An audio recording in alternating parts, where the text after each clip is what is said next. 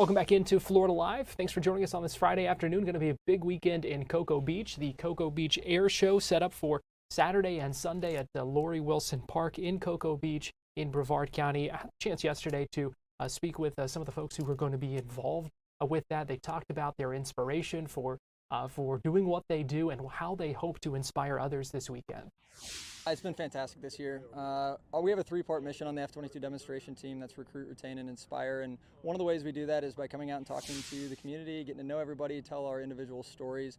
And that's kind of our favorite part of the entire mission, to be honest with you. So we'll be doing a lot of that this weekend. And then the other side is going to be the air show side. And we're going to take this machine you see behind me and show the full maneuvering capability of the F-22 and why it's such a great asset to the United States. And a lot of people here will be floored with the entertainment aspect of it, but you mentioned recruiting.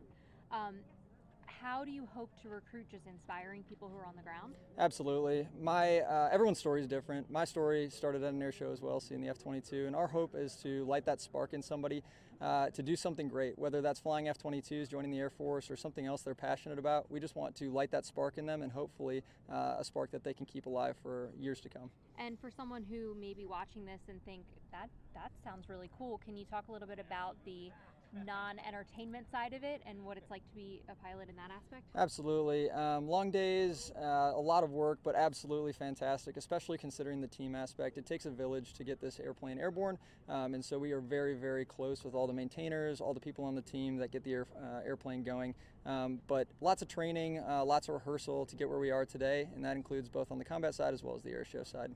What do you hope that someone takes away from this show this weekend? I hope they're inspired. That's the big thing. We talk about recruiting, but really we are trying to inspire more than anything, and that's my favorite part of the whole thing. I hope someone walks away from this show saying, wow, that's an amazing thing, that's really, really cool, and I have something I'm passionate about, and I'm going to chase after that with the same veracity it took those people to get to where they want to be. What's the most difficult part of flying? I would say one of the most difficult parts of flying the F-22 is learning the tactical side of things. The jet was actually designed in a very, very unique but effective way. That means flying it is pretty easy actually, but the other side of it, the tactical side, and learning to work as a team, to employ this F-22 as a team, is the side that definitely takes years to master. What is your rank? I'm a captain in the United States Air Force. And you said, talk a little bit about your air show experience. You said that when you were a youngster, you got inspired. Is that correct? Absolutely. So I saw the F-22 at the St. Cloud, Minnesota Air Show. It was Zeke Skalicki was the pilot at the time. I've actually talked to him since, and it's really a full circle moment to start on one side of the fence and now be on the other side of the fence, hopefully lighting that same spark that was lit in me all those years ago. How old were you? At the time, oh man, I was probably 15 or 16 years old at the time. How old are you now? I'm 31. Okay. Any other questions? Yeah, what can like say the viewers at Cocoa Beach, what can they expect to see during the show? Like what kind of maneuvering and so forth? Absolutely. So our demonstration aims to show the unique maneuvering capabilities of the F-22. A lot of airplanes can go fast, a lot of them can pull a lot of Gs. Not many of them can fly at such a high angle of attack, stop the jet in midair and fly backwards, which is something else we'll do during the demonstration. So we really want to hone in on what makes the F-22 unique. It's not just the flying though, we also couple that up with a fantastic soundtrack mixed by somebody on our team so that a lot of the maneuvers will be synced up, as well as being on the radio with our safety observer to time all the maneuvers, and world-class announcing from our team superintendent. So when it all comes together, it's quite the spectacle to see. And you're from this area? Yep. Yeah, just a mile south. Okay, where are you from? Satellite Beach, Satellite Florida. Beach. Yeah, originally. Okay, what's it like to fly into your hometown? Oh, it's a cool little full circle moment. You know, I'd be remiss if I didn't thank and express appreciation for everyone who got me here, and so it's hopefully an instance where I can show them what they've, I guess, all their investments and intentionality has brought about. Is your family here? Yep. too? Yeah, they're right over there. Is this the first time that they've ever seen you fly in here? Oh yeah. It's the first time I've ever flown in my hometown, so I'm pretty excited about it. What are your emotions right now? I'm just relieved I didn't do anything stupid, first and foremost. But I'm also just happy to be back. Just again grateful. Primarily is the primary emotion. And what got you here today? I mean, what inspired you to be where you are? Oh, I mean that's got to go straight to the guys at Patrick and the rescue squadron here in the rescue wing. My dad flew here, and so being around those guys kind of showed me the camaraderie of the Air Force and what I wanted to be a part of when I grew up. I just happened to fly something a little bit different when I got there. Was your dad in there? Quite a story. All of them have their own reasons, and it's neat to hear them talk about that, and really cool to see the things that they'll be doing. Again, that's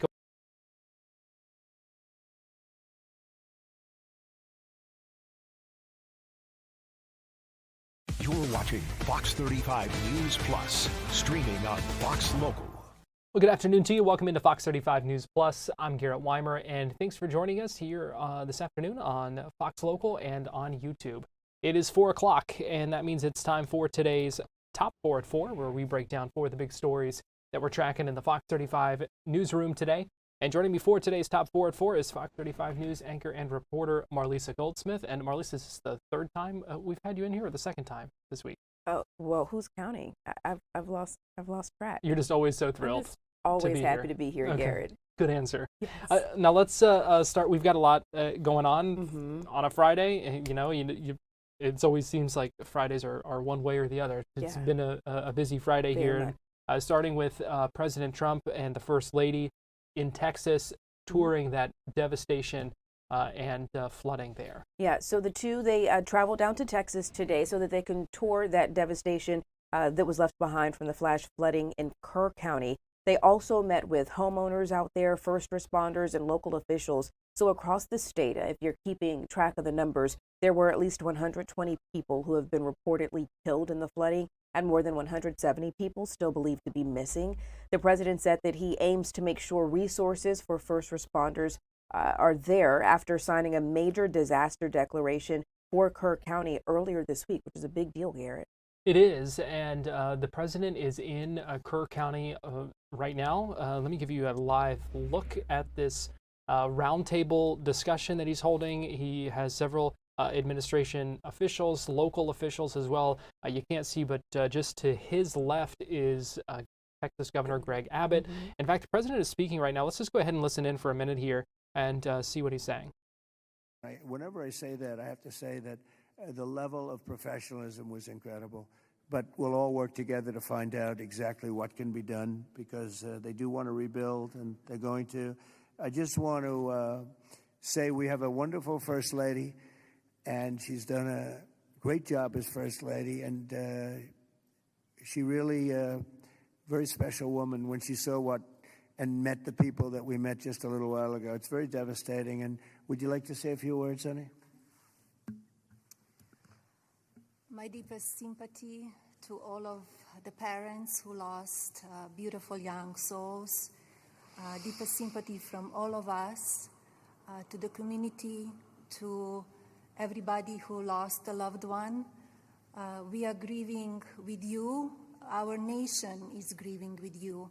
We just met with the wonderful families. We pray with them, we hug, we hold hands. They shared the stories, and I met beautiful young ladies.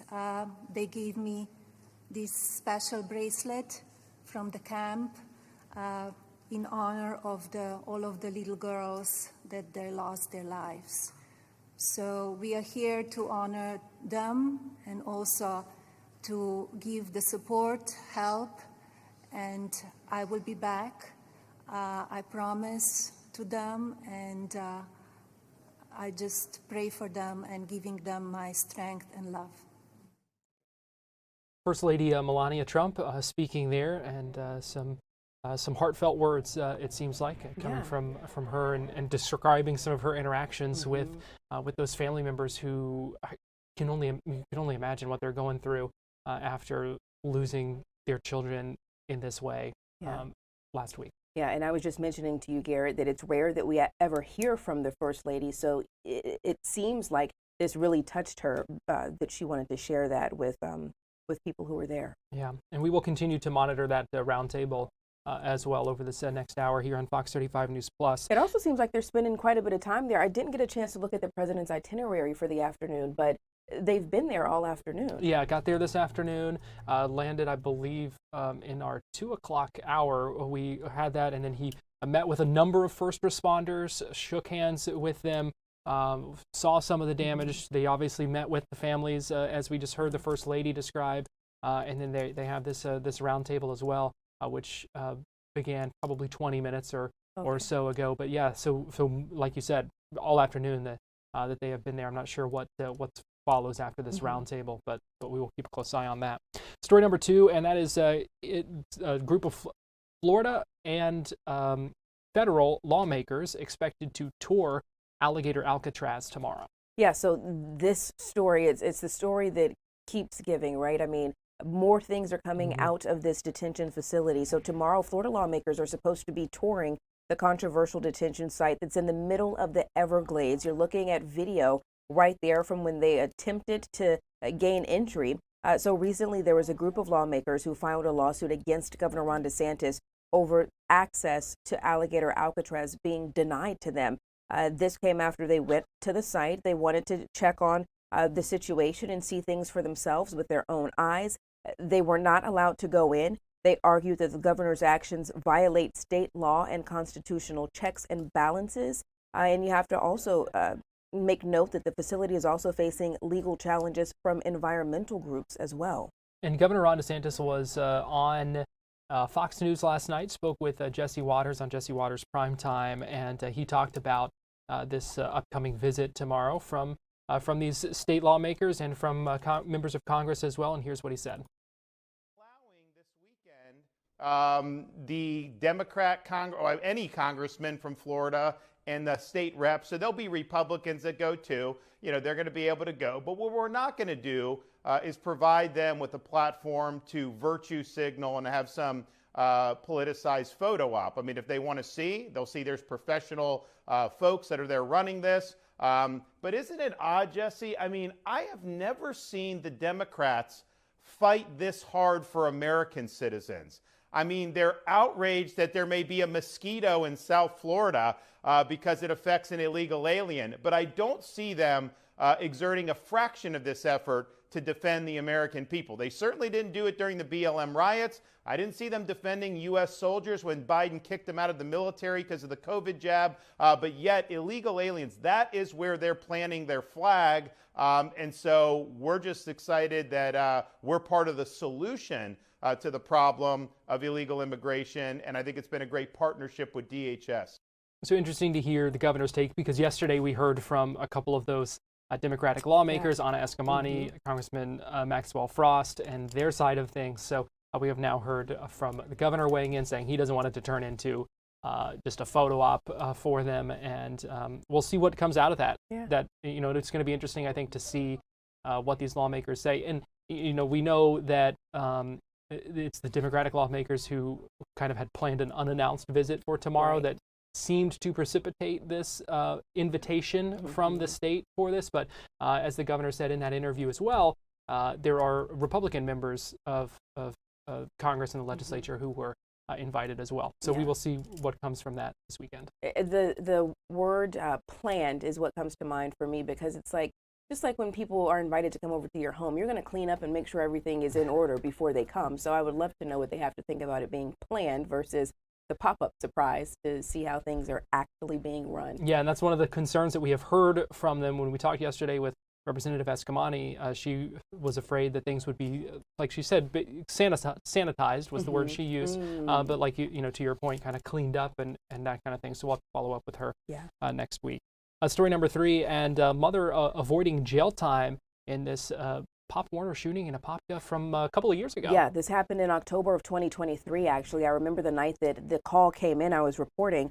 So this mom, a Florida mom, pleaded no contest to a charge after her 11-year-old son grabbed an unsecured gun from her car during a fight that happened and allegedly shot 2 people. You're looking at surveillance video from the night that this happened. There it is. There's a flashbang that went off from the gun that young boy reportedly went into his mom's car, right under the seat, grabbed it, and then fired at the individuals there after an altercation that happened. The shooting again happened in October of 2023 at that Pop Warner football practice in Apopka. And you can see just how chaotic of a situation this scene became as soon as those shots were fired. 2 people were actually hurt in this. So today, the judge delivered a sentence to this mom you're looking at right here. And I just want to give you a rundown of what she's facing. 1 year of community control, 2 years of supervised probation. She has to write a letter of apology, complete a parenting class, 100 hours of community service, and pay for court fees and cost of prosecution. I know that there was also a letter read from the victim's family that was delivered by the prosecutor, just kind of explaining how the shooting not only impacted their son, but the whole family tremendously. Not only does my child have a physical scar, he as well has out family other types of scars that you cannot see. We have emotional scars, financial scars, and daily quality of life scars as well. Our entire lives have changed based upon your negligence. My son lost one of his major organs. He now has permanent disfigurement. He does not enjoy doing things that he used to do. He is not happy. He has struggled quite a bit at school. He has been diagnosed with several mental health disorders. Our entire family experienced financial, emotional, and medical burdens. I lost my job. I went from being independent to being dependent on others for everything. Perhaps if you had stored your firearm appropriately, this would never have happened. Wow, to hear the impacts for that one family. And what still blows my mind to this day, Garrett, is this argument reportedly all started over a bag of chips. Yeah. Story number 4, and that is something going on this weekend in Cocoa Beach with the Cocoa Beach Air Show. Yeah, if you're looking for a little bit of fun, a reason to get outside this weekend, both Saturday and Sunday, there is the Air Dot Show Tour returning to Cocoa Beach. I just want to give you a quick rundown of who's going to be flying in this year. F2 or F-22 Raptor demo team, the 920th Rescue Wing, EA-118 Growler team, the KC-135 Stratotanker demo. There's just a whole list. The Remax Parachute team, John Black, you've got the Air Force Heritage Flight. A lot of people, very high-tech professionals who are going to be out there. I mean, I personally love air shows and everything about them. I also grew up right outside of the Andrews Air Force Base, so I'm a little biased in that. But hey, reason to get to Cocoa Beach. Yeah, absolutely. And we had the chance yesterday to speak to some of the people who are involved in this, and they talked a little bit about what inspired them and how they are hoping to inspire folks who come out this weekend. Everyone's story is different. My story started at an air show as well, seeing the F-22, and our hope is to light that spark in somebody to do something great, whether that's flying F-22s, joining the Air Force, or something else they're passionate about. We just want to light that spark in them and hopefully a spark that they can keep alive for years to come. I hope they're inspired. That's the big thing. We talk about recruiting, but really we are trying to inspire more than anything, and that's my favorite part of the whole thing. I hope someone walks away from this show saying, wow, that's an amazing thing, that's really, really cool, and I have something I'm passionate about, and I'm going to chase after that with the same veracity it took those people to get to where they want to be. Everyone's story is different. My story started at an air. And one of the folks we heard from as well is actually from Satellite Beach, so from Brevard County, from the area, and was like, you know, it's kind of really cool to be here and be part of this and kind of be involved. And it was neat to hear their stories as well about why they're doing this. Yeah. So really cool. Going to be a nice event. That's going on Saturday and Sunday, so either day. Yes. I have been in touch with the meteorologist, and if you are trying to decide which day would be the better of the two, it looks like Saturday is going to be the better when it comes to rain chances. All right, and we will get a full breakdown of that with Fox 35 Storm Team meteorologist Laurel Blanchard here in just a minute. So, Marlisa, we appreciate you joining us for our Top 4 at 4. We're going to take a quick break, and we'll be right back after this.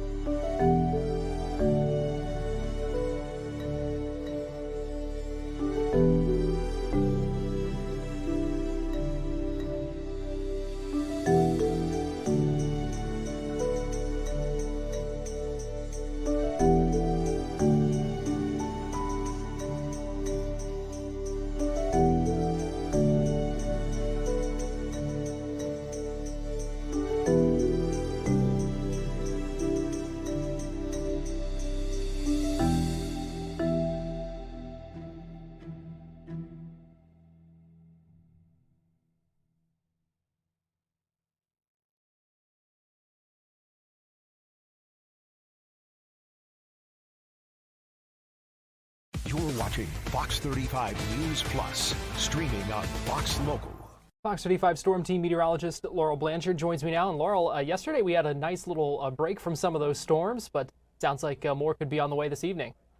More is on the way not only this evening, but also through this weekend. Seeing more of those scattered storms through the rest of your Friday. This weekend, though, yeah, you will definitely need either the umbrella, the rain jacket, the rain boots, you name it. You will need it. But things are looking good out there right now, Garrett, if you're looking to get an early start on the weekend. iDrive camera just showing those big puffy clouds out there. Seeing a few more of those storms continuing to pop up across the region as we take a look through the rest of the overnight tonight. But for now, things are actually looking pretty calm. Little bit of a storm right near Palm Coast and Daytona Beach. But other than that, we're looking pretty good with the exception of just a couple of scattered showers here and there.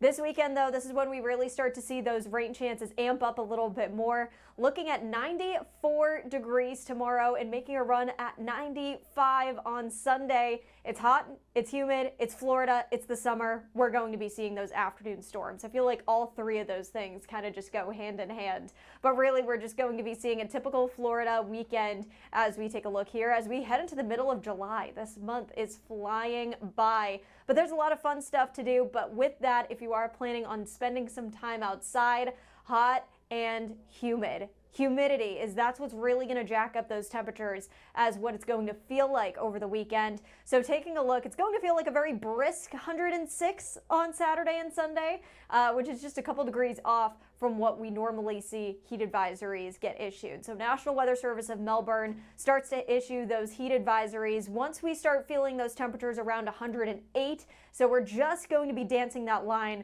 of if there's going to be a heat advisory issued or not, with a very toasty 106 feels like temperature this weekend. Yeah, so it might be a good day to go to the beach. Yeah, hey, it's almost like you made the forecast, Garrett. We are going to be seeing a nice beach and pool weekend out there for sure. Wave heights between 2 and 4 feet. Temperatures in the waters, that's my kind of temperature right there. Mid 80s, can't get anything better than that. Rip current risk, though, if you are planning on getting in the water, either don't go out too far or make sure you are swimming near a lifeguard, because we are seeing that moderate risk for rip currents as we take a look at Saturday and Sunday. High temperatures throughout the low and mid 90s. So beach weekend definitely sounds good to me, whether it's by the pool, by the lake, any body of water, I'm there for it this weekend for sure. All right, and we've also been talking about that Cocoa Beach Air Show. Give us the breakdown of that forecast. We know that going on throughout the afternoon on Saturday and on Sunday. Yeah, Garrett and Marlisa said it a couple minutes ago. Best day to go probably will be Saturday as we're seeing more of those scattered storms. So taking a look, things really get started at about 11 a.m. and then go until about 4 p.m., which is when we start to see those storms really pop up, especially across our region. So Saturday, if you are planning on going to the air show, things are looking good throughout a little bit later on in the day. It's still going to be hot. It's still going to be humid. Make sure you are staying hydrated. Sunday, seeing those storms lasting a little bit longer. So again, make sure you are just keeping your eyes to the skies on that one, because if you hear any thunder, best thing to do is to get inside immediately. And finally, before we let you go, let's check the tropics a little bit, because we know it's the time of year we have to be talking about that, and hopefully nothing going on there. Yeah, absolutely. So you will notice our rain chances start to pick up a little bit Sunday into Monday. Seeing a little bit of that tropical moisture make its way into the region. This is what's going to amp up our rain chances over the next couple of days. But good news is, according to the National Hurricane Center, no activity expected for the next 7 days. So we're still in this little bit of a lull period, but it's still early. Things are really going to start to heat up, taking a look towards the end of July and August climatologically.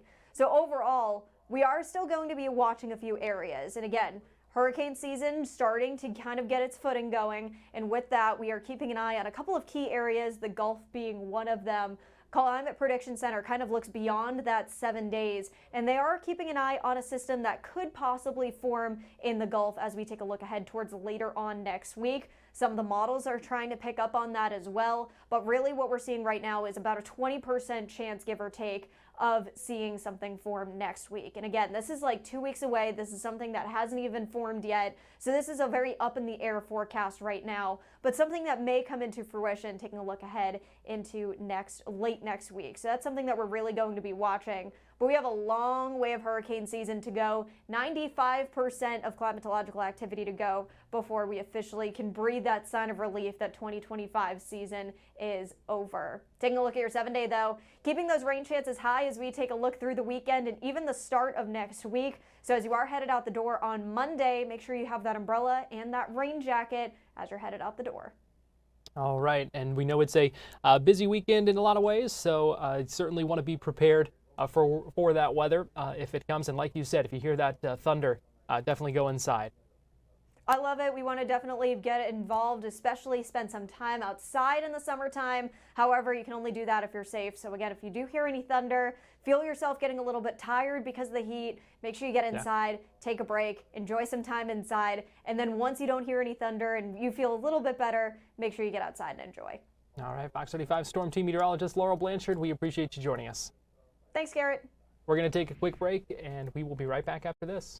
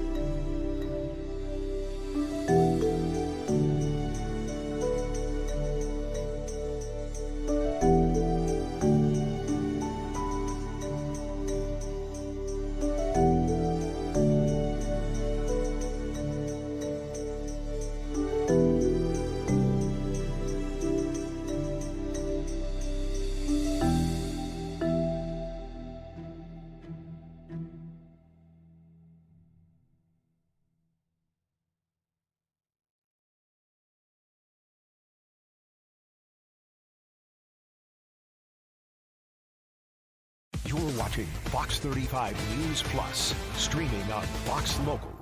Welcome back into Fox 35 News Plus. Give you a live look inside this roundtable in Texas where the president and Texas Governor Greg Abbott taking some questions, speaking about the flooding and devastation, the damage, and answering questions from reporters. Let's go ahead and listen in live in Kerrville, Texas. Saved a lot of lives, but there were others other than the Coast Guard. But I would say competence and unity, the way everyone has just pulled together. It's rare that you see this.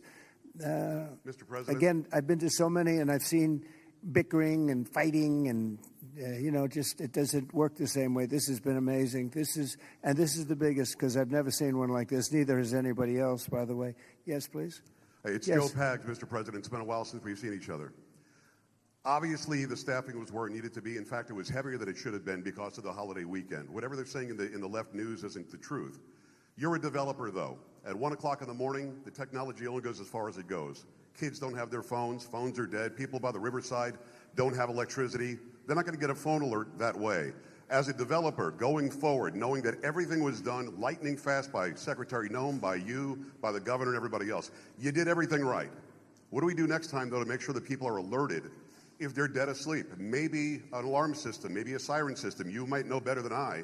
But what do we do going forward? Because we've got to make sure that people get the alert when it's time to get the alert. Thank you. Yeah, you'll probably have to do that. You'll probably come up with something very unique because there is no system right now. There's been a thing like this has never happened that anybody knows. Certainly not to this extent, but I know the governor and everybody is working on it. They're meeting, and they'll figure something out. Go ahead, Governor. Yeah, so we begin a session in 10 days. We will address every single question that you just asked. You mentioned some of the ideas. There are many more, and we want to hear.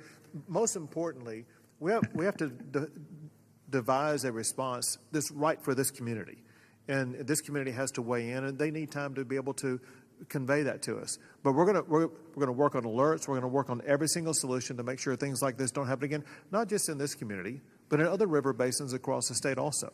So we will work to get it right, and we've jotted down, Joe, every idea that you just mentioned. Ted Cruz, go ahead, please, Ted. Well, Mr. President, I want to say thank you for being here. First Lady, thank you for being here. Where we are right now, the Hill Country, is a very special part of the state. It is universally considered the most beautiful part of the state. You've got rolling hills. You've got these incredible, peaceful, wonderful rivers. The Guadalupe River, just about all of us have been swimming in that river, floating in that river. And one of the things that's really special about Kerr County is there are 40 summer camps here. This is a place where all across Texas our kids go. The governor's daughter came every year to camp here. Both of you know our girls really well. Mm-hmm. Heidi, the week before this flood, was here in Hunt picking up our daughter Catherine from camp. And Camp Mystic, that faced such devastating loss, is an institution in this state. It's 100 years old. It was founded in 1926. And I'll tell you, in Texas, it's not just here that the hurt is felt. It's every part of the state. Houston, Dallas, San Antonio, Austin, West Texas, East Texas. Texans have gone, and what's amazing is you see at the closing ceremonies of these camps, you see multiple generations. You'll see grandmothers and moms and little girls who have all gone to the same camp. And the pain that the state is feeling, and on Monday I went and walked through Camp Mystic. In the center of the camp is a cabin called the Bubble Inn, where the littlest girls were staying. And in front of the Bubble Inn are right now 17 small white crosses in the ground. And each cross has the name of another little girl who lost her life. And the final cross has the name of Dick Eastland, the camp director who gave his life trying to save his girls.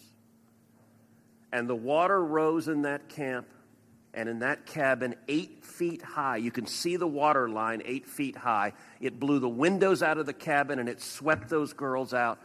I will tell you, I've never seen anything more horrible in my life, and I just sat there crying. I saw mom and dad come up to one of those crosses, drop to their knees, and kiss that cross. And the mom was weeping. I also want to tell you, and you said this, you talked about unity. The way this community, the way the state is coming together is incredible. There are stories of heroism. I met a mom and dad who had a 14-year-old boy at Camp La Junta, a boys' camp. Morning, the counselor said, "Let's go save the little boy." Having some trouble with our feed, but the Senator Ted Cruz from Texas telling a story there. Just one of many heartbreaking stories coming out of Texas in the days since the devastating flooding. President Trump's roundtable continues. We're going to take a quick break here on Fox 35 News Plus, and we'll be right back after this.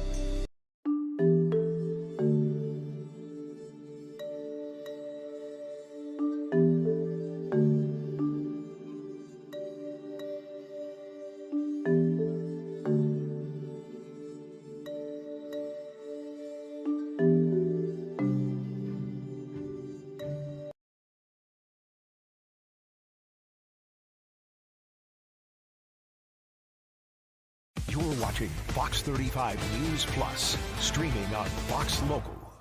Welcome back into Fox 35 News Plus. I'm Garrett Wymer, and thanks for joining us this afternoon live on Fox Local and on YouTube. A Volusia County preschool teacher arrested on a felony child abuse charge, accused of abusing a 3-year-old girl.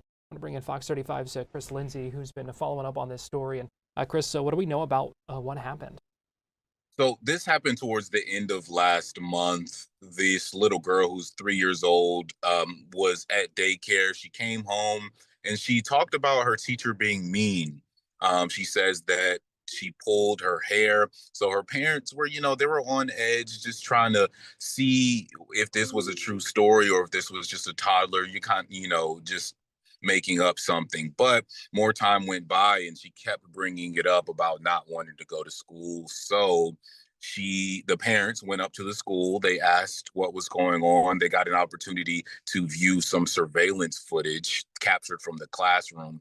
And it appears to show the teacher, her name is Zeta Bayala, 58-year-old woman, approached the young girl and grabbed her arm in one incident. And then later on in the day, it appears as though she grabbed her at her hair and pushed her down or dragged her down a bit. And that was caught on camera. So here we are just a few days later. Zeta Bayala has been charged with child abuse in this case connected to that incident. And that's here at this Emmaus Lutheran Church / preschool. This happened at her daycare class. And Chris, you had the chance to speak with this young girl's parents. What did they say about how they're feeling about all this?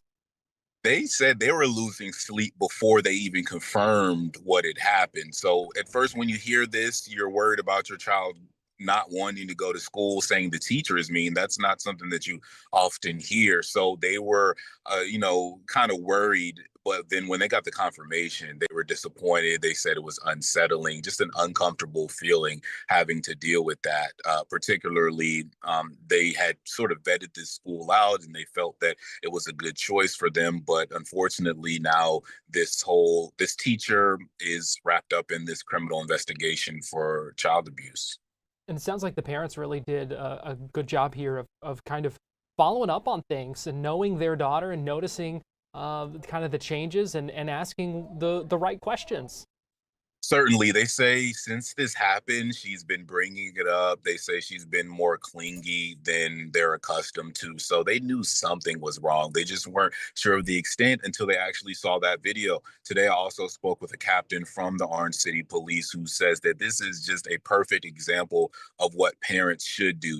When you're young and you have these imagination, tangents you might go on, you don't always know whether you can trust your child, what they're saying is true, but you should always just keep an ear out, keep an eye out, vet things. If it feels like something is wrong, at least go through the protocols, call up to the school like they did in this case, go up to the school if need be. And if they're able to kind of work with you, then that's a good sign. And in this case, they did work with the parents. They showed them the footage that you'll be able to see later this evening. And this is the outcome.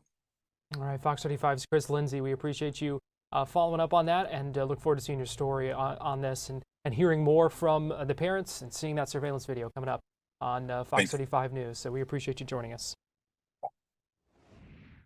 We are also following up on a story out of Lake County. I'm going to go ahead and bring in Fox 35's Matt Trezza, who has been looking into trying to get answers about this dangerous road that has been the site of a number of crashes just in the past few years.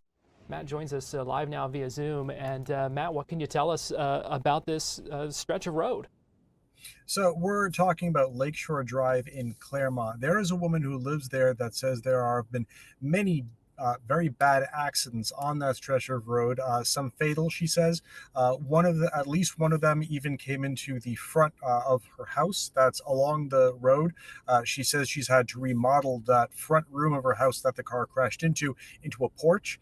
Just in case it happens again, she decided to just put just a porch there in case another vehicle comes flying off the side of the road.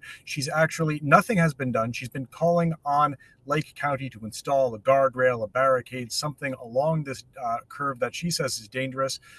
She has even taken some telephone poles and buried them into the ground, not buried, but I mean have them installed in the ground along her property line, just in case some other cars come flying off the road. They'll crash into the telephone poles first, maybe slow down a little bit before doing any further serious damage to her property. Now, we've reached out to Lake County, to the Florida Highway Patrol, to the records division there to try and get some actual statistics on how many vehicles there have been in accidents there, how many fatalities there have been, the amount of property damage that's been done to her property. We're waiting to hear back on all of that.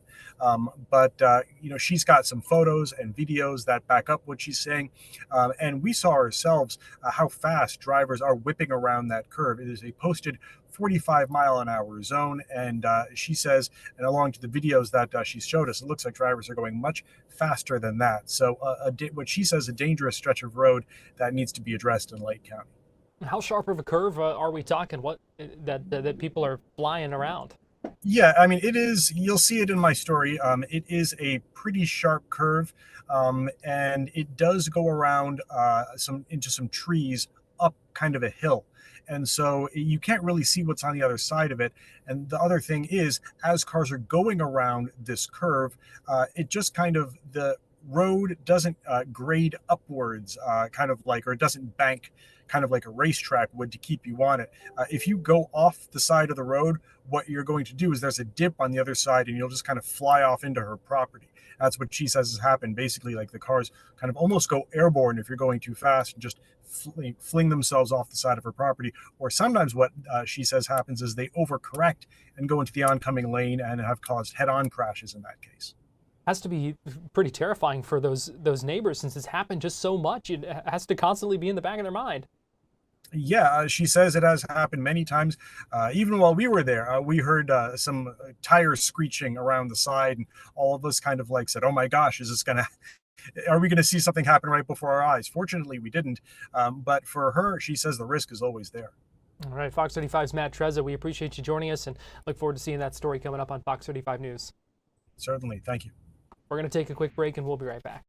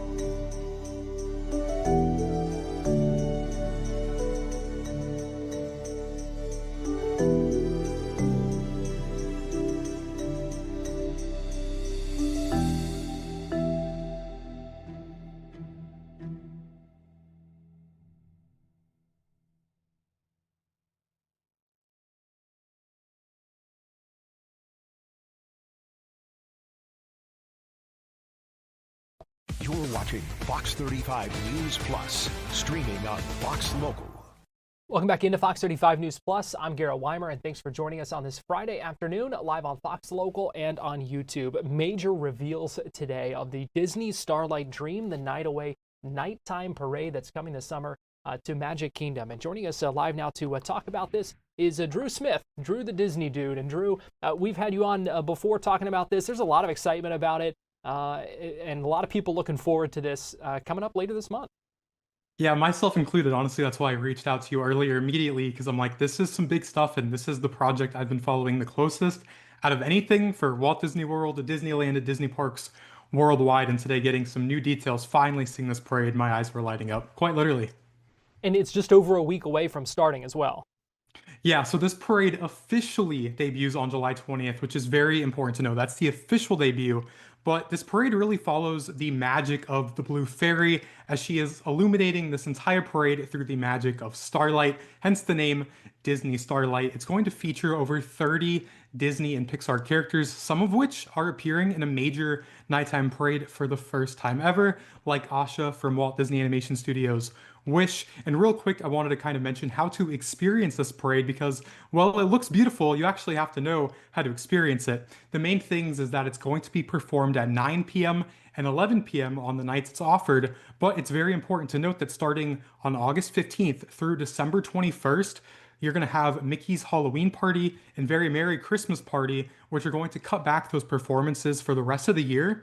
So definitely go to Magic Kingdom on a night that there's no party, when you can actually see Disney Starlight. And then annual pass holders, if you're watching this beginning July 20th, you need a Magic Kingdom reservation every day of the week. If there's no reservations available, then you have to park hop scanning into another park, and then park hop over to Magic Kingdom. So some little things to note whenever this parade officially debuts on the 20th. All right, but we got our first look at some of these floats, the completed finale float as well. Just kind of walk us through what we kind of got these reveals of. Yeah, so like I mentioned at the beginning, we finally have the actual completed product after over 2.5 years of just a labor of love from the incredible team working on this parade. What you guys are seeing right now is the finale float and some of the in-park work that's been going on very silently behind the scenes that you really would never know is happening unless Disney talks about it. But my favorite thing that we got today is that first look at the finale float. And now we know that this train, the actual character, is named Whimsy, and they kind of talked about how it's inspired by the whimsical cartoons of some of Disney's classic past. So just seeing an original character in this parade is so cool. And just the fact that that finale float is a nod to the Main Street Electrical Parade, a previous Walt Disney World nighttime parade, in multiple ways, from the fact that it's a train and also the fact that Goofy is driving it. Goofy also drove the train in the Main Street Electrical Parade, so I'm super excited to see this float especially. Getting a look at it, we've talked about the excitement for it. We've seen kind of the initial illustrations for it, but now seeing it, just give me your thoughts. I mean, it's pretty incredible to look at and see those lights and see all that stuff with the contrast of the nighttime atmosphere. Yeah, absolutely. I think you said it best, and I think that that is what is so special about a nighttime parade, is how it really transforms Magic Kingdom at nighttime and brings so much life and energy into the park, from the lights and the kinetic energy on the floats themselves to the incredible soundtrack that Disney has kind of teased. It sounds very classic Walt Disney World, whereas the parade over in California, Paint the Night, is kind of more modern. This is going back to Disney's roots, back to Spectro Magic and the Main Street Electrical Parade, which I mentioned. But it's incredible to see this. And honestly, you're kind of asking me to talk through it, but I'm still kind of processing what was revealed today, because this parade has been so highly anticipated.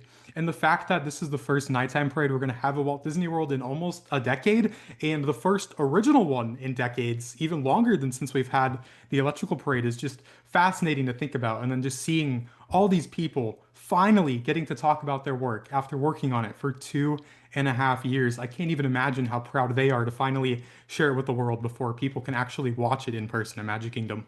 And Drew, the story as well. Yeah, just the fact that everything is following this cohesive theme of everything is being illuminated by starlight. And that's why we're kind of seeing these floats with the color changing lights and the performers' costumes having lights on them, is because the parade starts off with the Blue Fairy with her magic. And then everything you're seeing after that, from the floats themselves to every single costume having lighting is because of the Blue Fairy's magic. And then at the very end of the parade, it kind of comes full circle with one of today's reveals, which I should have mentioned we got on the Walt Disney Imagineering YouTube channel, an incredible series you can watch for free called We Call It Imagineering. And they were talking about how Jiminy Cricket is kind of going to cap off this parade as a wink back to Spectro Magic. He said goodbye in that parade as well. And then you're going to see Jiminy Cricket here come to life through starlight. One of the little animation things they showed is like kind of the light taking his little umbrella away, and then he catches it and comes back to wave goodbye to everyone. So even the detail in the animation, having some fun there and adding a little bit of humor, it seems so great and so grand. And I really think they nailed this one. I just cannot wait to see it. And they've been doing clearly a lot of work on this, and a lot of rehearsals through Main Street USA and that kind of thing as well. Yeah, so many things. I think my biggest takeaway today is how they kind of gave a rare inside look as to how they actually time the music to the parade. Something I've always thought about is how everything is so perfectly synced to what you're seeing. And Clint Clark, one of the main leads on the audio at Disney Live Entertainment, was talking about these GPS zones. So whenever the parade floats are coming down Main Street and going throughout the park, the GPS picks up on where the float is to have that natural transition of the music so that the guest watching it hears what you're looking at. So if you're seeing the Coco float, well, as that Coco float is rolling down Main Street, you are hearing the sounds of mariachi music. It's such a brilliant use of GPS and just how they have to have practical things to where it's not just, oh, we need audio here, but we need audio here that actually can fit inside of this float. And when it needs maintenance, to when we can get to it and fix it so it's ready for the night when it's going to perform. It's so much work that no one ever thinks about. So that's why when I was watching this episode on YouTube, I was really focusing on the people making this a reality. And I really hope that they're at Magic Kingdom on the 20th to get to say thank you to them, because this is really a rare time to see them in person when they're out and about appreciating their work finally. Yeah, I'm sure a lot of work has gone into this, and the technology, some of those things, the thought that went into those things. It certainly sounds and looks like it's going to be special and live up to the hype that we've been hearing about for so long now. Yeah, it's just so nice to finally see it, and Disney to deliver on what they've said, from the characters to the floats to the scale of them to the concept art. When I'm looking at this, like for example, this morning I looked at the concept art for the train. It's pretty much one-to-one with the final product, and obviously you can't compare it to experiencing it in person, which we haven't yet. But I'm sure once you're there in person, you're waving to the characters, the lights are flickering, everyone's waving and screaming and cheering, and the music's flowing throughout the park. It's going to be one of those moments that kind of sets Walt Disney World on its next chapter for the next decade plus. Well, it won't be much longer that we have to wait for that either. July 20th, the official debut. Drew Smith, Drew the Disney Dude, we appreciate you joining us this afternoon here on Fox 35 News Plus. Thank you guys for having me on. And real quick, I will say, go watch this episode on YouTube. I promise you, you will enjoy it. All right, we will have to check that out, Drew. Thanks. We're going to take a quick break, and we'll be right back.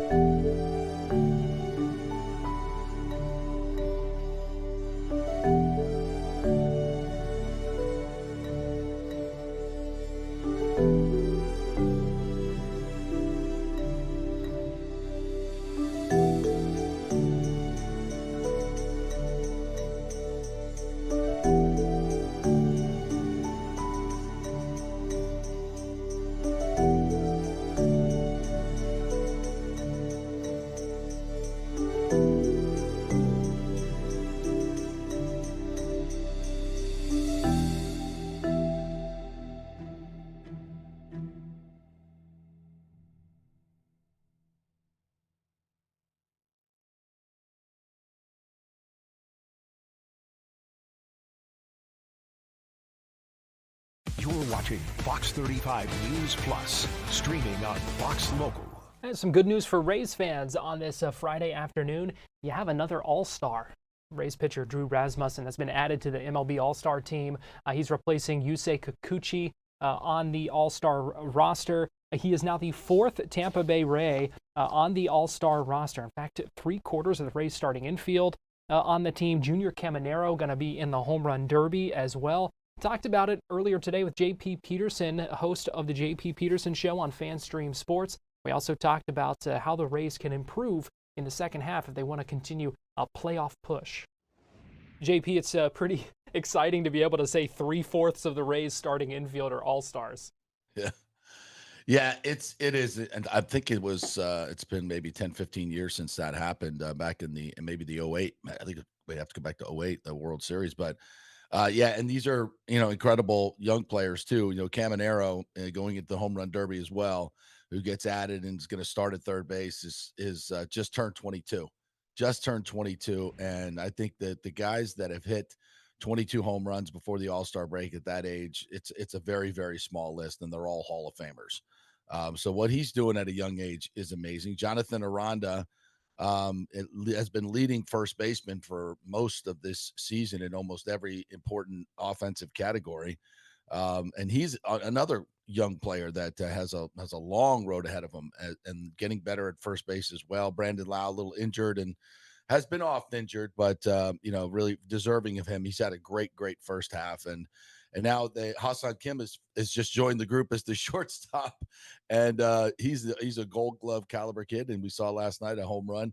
He's going to add some offense. So yeah, this infield, even minus Wander Franco, right? Who would have been probably a perennial All-Star, is pretty darn good, and the Rays are rolling. Yeah, and that's exciting to see. We'll get into that a little bit more in a minute, but I want to talk about Junior Caminero in the home run derby because this is something too that sometimes these younger players, these young stars, may be hesitant to do. I mean, we've seen Elly De La Cruz turn down the home run derby. Yeah. But it's exciting to see when these players want to do it. I think it's an exciting step. I'll be honest with you, Garrett. When I heard he was going to do it, I was like, oh no. We went through this back in the 23 with Randy Arozarena, and Randy hit like 91 home runs. He didn't win it, but he put on a freaking show, and it became a national phenomenon for him. It was great for him personally, but his second half was dreadful. I mean, he went from hitting like 290 to 220, went from 16 home runs to 7 in the second half. I mean, it was bad. And this happens to a lot of guys. It messes up their swing. I don't think there's any question about it. And we've got too much evidence. So, you hope for the best. You hope he goes and puts on a great show, but it doesn't affect the second half of the season. But I would be lying if I didn't say I'm a little worried. Yeah, and I think that's the tension because it is so much fun to watch the home run derby. I love it. But I love it more than the All-Star game. But it's our young star player. I'm like, please don't mess him up. Please. Right, you got to be a little protective there. Yeah. Because the Rays are going to need him in the second half. Just kind of give me your overall impression of the Rays in the first half of this season as we get close to this All-Star break, and just a few games back in the division, and holding on to that second wild card spot right now.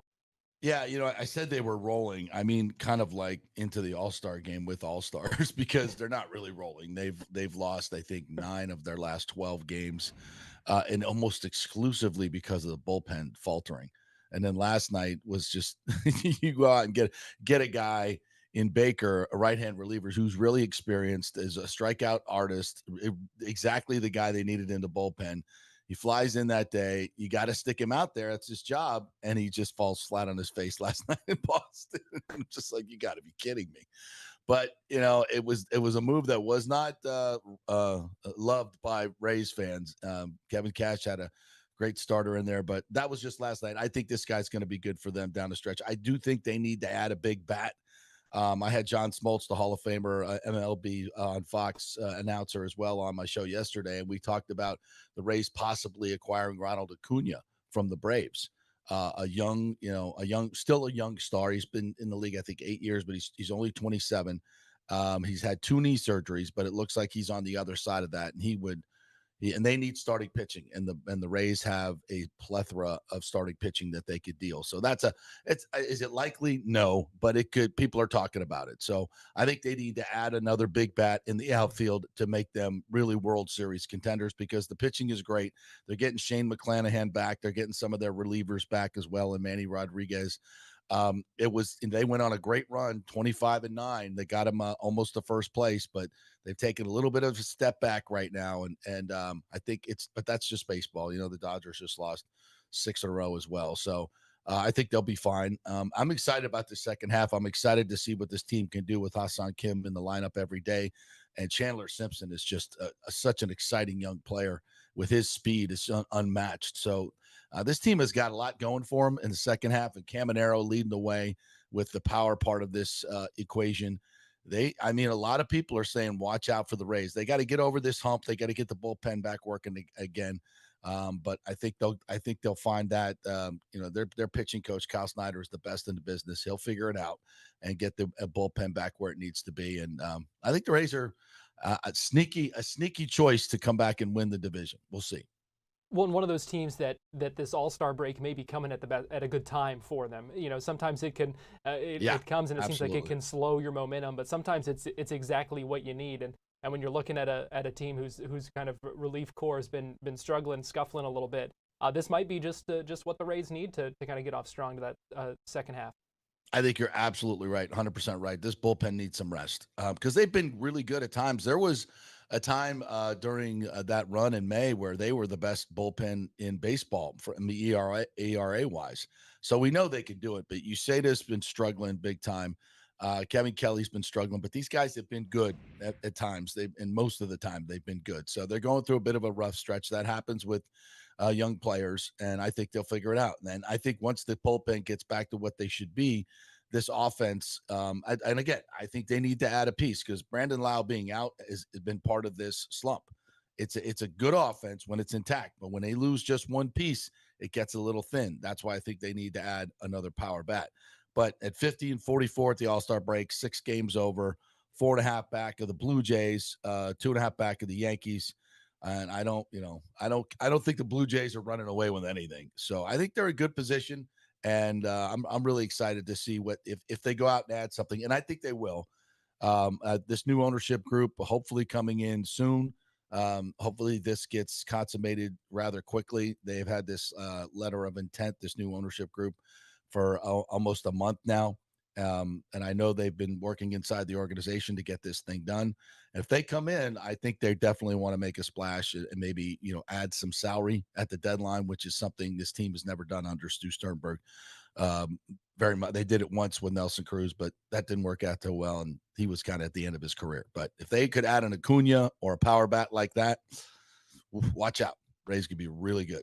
Add salary at the trade deadline. I kind of did a double take there, JP. And I've spoken with people in this new ownership group, and that they've constantly said, we are going to spend money, not crazy money, not Dodgers money, but get them closer to the major league average of about 150 million, 160 million in payroll. They typically have been around 80, 85 million. So yeah, they would add salary. And when you go in to make a trade, the Rays have assets, but if the owner tells you can't add salary, that reduces the number of players that you're looking for. A power hitting outfielder who's on a team that's no longer in contention that they may want to deal.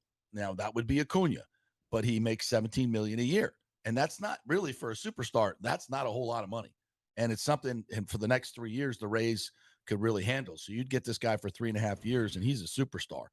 And I think, and John Smoltz thinks he's on the other side of these injuries, he could be that key that unlocks a World Series championship for the Rays. And this new ownership group, if they can take control, would definitely add that salary. What would it take, for the Rays to bring him in? Do you think? How big of a haul are we talking? Well, ESPN, who floated this, they said it would be Carson Williams, who is their top shortstop prospect, Shane Baz, and then 3 lower level prospects, a couple of pitchers. Because again, the Braves need starting pitching. And if I'm the Rays, I do that deal tomorrow. We got a lot of, I would hate to lose both of those guys, but to get something good, you got to give up something good. And The Rays are okay at shortstop, I think, right now, and they've got some other players in the pipeline. So I would do that deal in a heartbeat. I'm not saying it's going to happen, but the rumors are out there, and if everything falls into place, it could happen. Well, and that opportunity for a player like Acuna doesn't come around every day, so No. it's something that sometimes you do It have does not. to give up to get. So now, if Acuna's a long shot, though, any other players that you think the Rays should target? I've heard O'Hearn's name from the Orioles, and of course they just did the deal with the Orioles to get Baker, the reliever. So I've heard his name. Not a lot of others, because there's so many teams that you don't know who's going to be buyers or sellers. But I think the Braves pretty much are in that mode, and maybe the Orioles. At 8 games under 500, those are one of the few teams. So I think that might, after the All-Star break, I think those things will heat up. But the Acuna name has been out there. JP, it's pretty exciting to be able to say that. Will be exciting to see what happens with that as we get closer to that trade deadline. We're also 4 days, 2 hours, 57 minutes and counting until the MLB All-Star game live from Atlanta. You'll be able to watch that on Fox.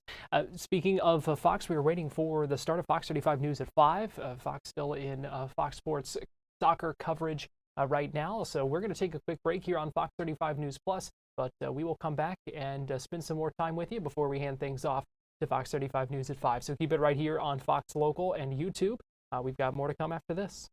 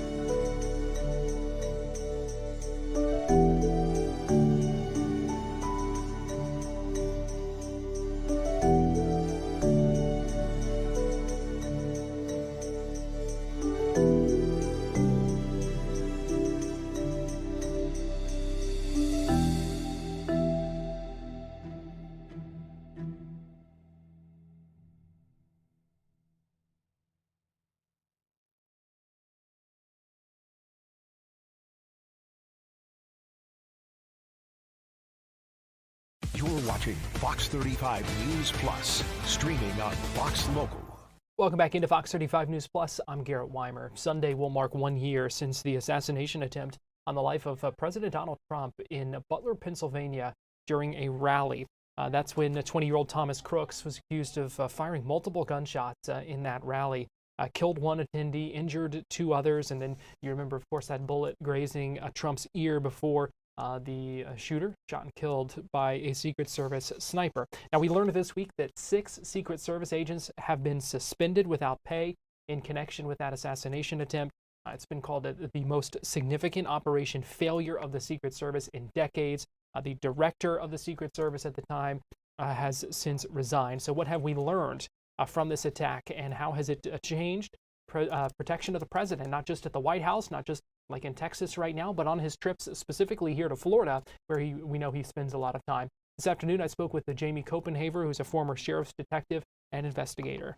We learned 6 Secret Service agents suspended. What have we learned about the failures of that day?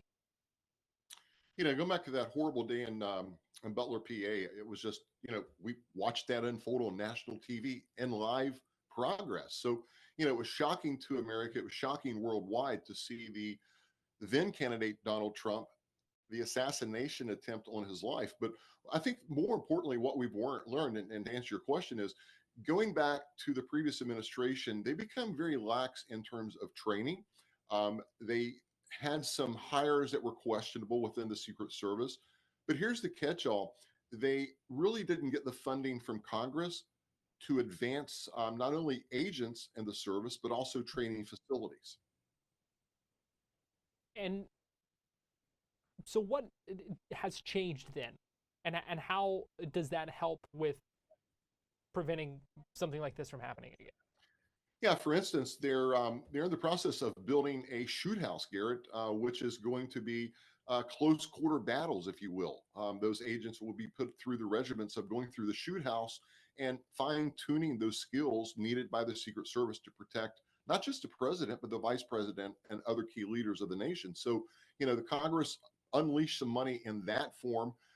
We've seen a recent job fair where the Secret Service is now in the hiring process for men and women to join the service. But I've got to tell you, Garrett, I was just in D.C. I spent all week up there, had a meeting in the West Wing. And the men and women of the Secret Service are just elated in terms of now they're being focused on for funding, obviously, but also. Jamie Copenhaver in our interview earlier today. Let's go ahead and get you out to Studio B for the start of Fox 35 News at 5. You see Marlisa and Luann getting ready for that newscast, which begins in about 15 seconds right here on Fox Local. So keep it here. We'll see you Monday with more Fox 35 News Plus. Right now on Fox 35 News at 5. I turned around and I saw my car driving away. An alleged thief steals a car, but doesn't make it very far. And then I noticed him trying to put a reverse and he got